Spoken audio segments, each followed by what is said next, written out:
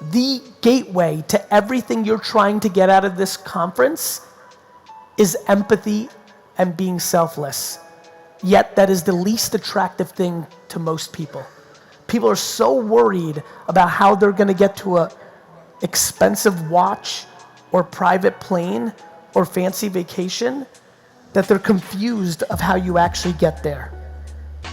And so I am unbelievably passionate in starting to continue the process that I've been on over the last 15 years, which is to put pressure on this room to understand, unless you're bringing value, you will become irrelevant, because what the internet also does is it allows every one of us to play. The reason so many people ask me what the next big platform is because they're far more interested in playing a game of being first versus playing a game of being best.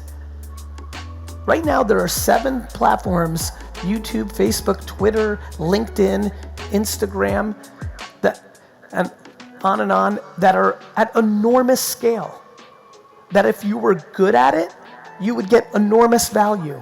You would get unlimited customers, you would get unlimited opportunities, yet day in and day out, people continue to not want to be what they need to be, which is, let me remind everybody very simply, if you are not remarkable at creating content that is post-produced to understand the context of the platform that you're posting on, and more importantly, the psychology of people when they're on it, you will lose. Meaning, you can't post the same picture on Twitter and Instagram and LinkedIn and think you're gonna get the same result. People are in a different mindset. Also, those platforms work differently. They have different ways to format pictures, different lengths of creative. This is one masterful game of communication. The reason we know the people that we know in history, whether Muhammad Ali or Gandhi, is because they were great communications hackers above and beyond what they were actually doing for a living. Everybody here now has the luxury of having the internet be the platform that they can communicate on. Yet, we have bum rushed into a game of hacking or looking for shortcuts or the thing that will break through versus becoming craftsmen and craftswomen on these platforms. It has become very clear to me, especially recently, that a game of best at communication is the reason that I get the honor of standing here tonight. That I put in ungodly amounts of hours understanding these platforms and people's behaviors on them. That I lack the fear of having a post. You know, where I was about to go with that sentence, I just cut myself off, because one of the things that I'm most excited about in the last decade in social media is actually being tested here in Australia, which is Instagram eliminating likes on posts. To me, this is one of the great moves in a long time in the industry, because so many people have become so deeply insecure that all they really do with their content is post things that they know will get the most likes. The amount of muscle dudes who want to talk about other things that DM me and say, I want to talk about these other things, but when I post photos without my shirt, I get the most likes, so I keep doing it. And the conversations of when I ask them, why do you do that? And they don't even know. They're caught in the machine of getting more likes than talking about the thing they actually give a shit about. We are living in unprecedented times. Every person in this conference, including myself, is grossly underestimating the internet. This is the singular invention of the human race. It is the most important thing that has happened to humans since the printing press. It has completely changed the global political landscape. It has completely changed the leverage of human beings' ability. There is literally nothing stopping every person in this room from getting whatever they want, because there is no man in the middle. The platforms have all the leverage, and the consumer in the end is the actual punchline. So, here are the things that I'm most passionate about. A, if you are capable of starting a podcast around the thing you do, I highly recommend you use this talk to inspire you to do so, and let me explain why. I believe that podcasts have almost like a triple hack to them. Number one, podcasts are being consumed at a remarkable rate. How many people in this audience, please raise your hands, listen to podcasts on a weekly basis? Raise your hands. Actually, stand up. I want everybody to see this.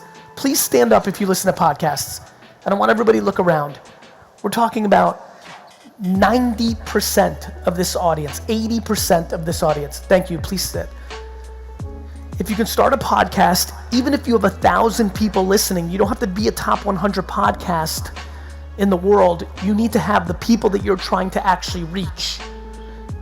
If you have a podcast, what also happens out of a podcast is incredibly important. If you're thoughtful enough when you do your podcast to also film it, what ends up happening is now you have video content for YouTube and Facebook and LinkedIn. If you also are disciplined enough to then transcribe the interview you have with somebody, you now have written content for those platforms. If you're extremely thoughtful, you invite guests who you actually want to do business with. When you're cold calling to do business, they ignore you. When you invite somebody to be a guest on your podcast, they're flattered.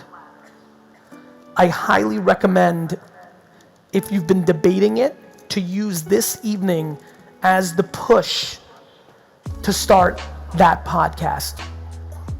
Number two, regardless of what you do, you started a shampoo brand for 15-year-olds. You have to start looking at LinkedIn. LinkedIn, over the last year and a half, and I believe for at least another year or two based on the way I'm looking at it, is acting more like Facebook 2011 than any platform I've seen prior. It's been very fascinating to watch LinkedIn be a place where you don't have to just do business content. Yes, the psychology of people on there is a little more business oriented, but if you are in the B2B business, how many people here consider themselves in the B2B business? Raise your hand. If you're, one more time, a little higher if you don't mind. I mean, if you are not posting 4, 5, 6 times a day, and when I say posting, this goes back to the way I framed up this conversation. You have to make content that brings value to them, isn't a sales pitch for you. Most of the content that I see on every platform is so self-serving, nobody gives a shit. Nobody wants to be sold to. There's too many other options. This isn't late night television or infomercials where there was only 36 channels. This is the internet. It's unlimited content, and there's a lot of good shit out there. So if you're not putting out good shit, you're finished. You're not gonna will your way to victory. LinkedIn, for everybody who just raised their hand on B2B, is going to go away in its organic reach, just like Facebook and Instagram do. You have to strike now.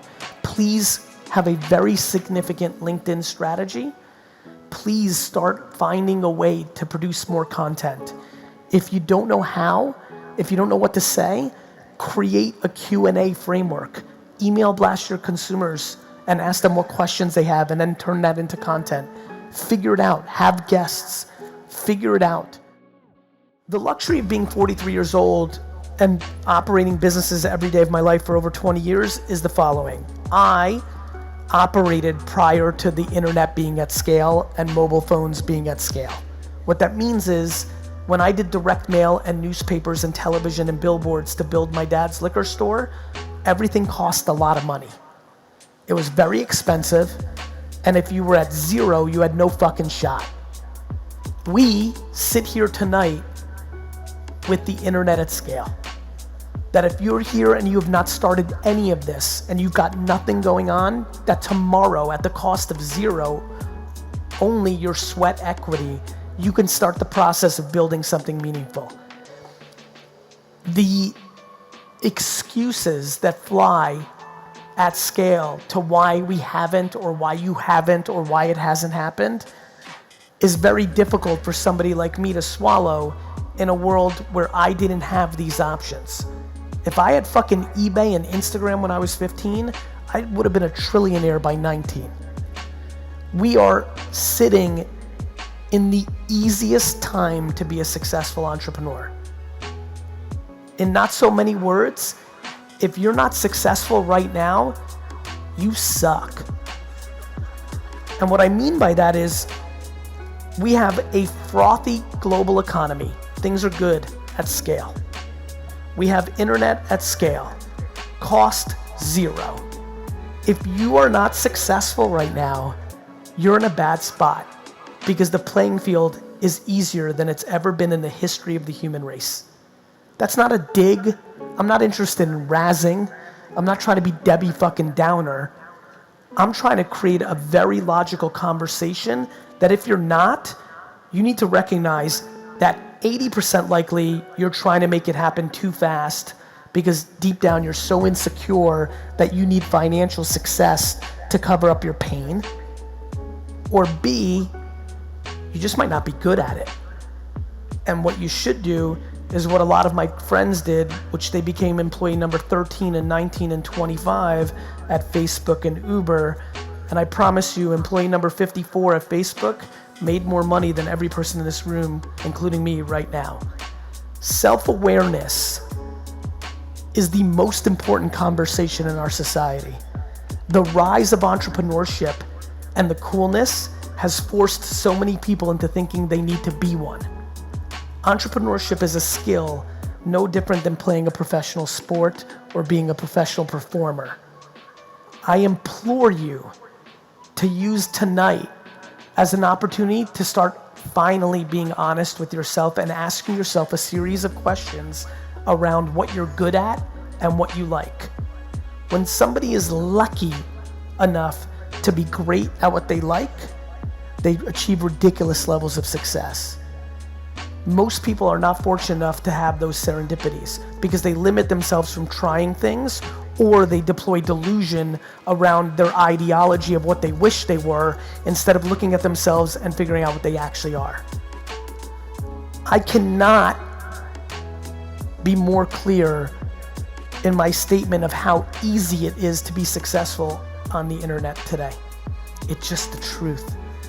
I mean, when I just think about the ability to sell stuff on the internet and the infrastructure cost being so low, I just am passionate to make sure everybody understands what's happening in the macro, which is very simply, nothing makes me laugh more than when people get mad at the algorithms for a platform that is fucking free. People are like, Zucks is trying to fuck me. Zucks charge $0 for your account. We are doing an awful job in the macro of understanding the opportunity in front of us, and more importantly, when we have something that works, squeezing the shit out of it and getting the most value out of it. So many people get upset with platforms because they did get there early enough and it was easy, and when it tightens up, because ad spend comes in and starts filling the feed, they get sad that they don't get the free impressions anymore. We have to heed the moments. When I come up here and I articulate in this mood, not the mood that some of you normally see me in, around the opportunity in LinkedIn, the opportunity in podcasts, the opportunity in influencer marketing, many of you, and I've watched you shake your heads. You understand those truths. You dap each other if you've been doing it a little bit. But the reality is, are you going 120 on it? Do you understand that the target moves? Do you understand that if I come back here in 18 months? I mean, look, my last book I wrote, Crushing It, which only came out 18 months ago, I didn't even mention LinkedIn in the book. It wasn't even in the book. Because that's how fast all of the attention changes. Musical.ly's Crushing It 3 years ago with 13-year-olds, then it dies because of the acquisition, then it reforms itself and comes back as TikTok, and now it really matters. Like, the speed in which this all is evolving is enormous, which means the capabilities you need to have are enormous.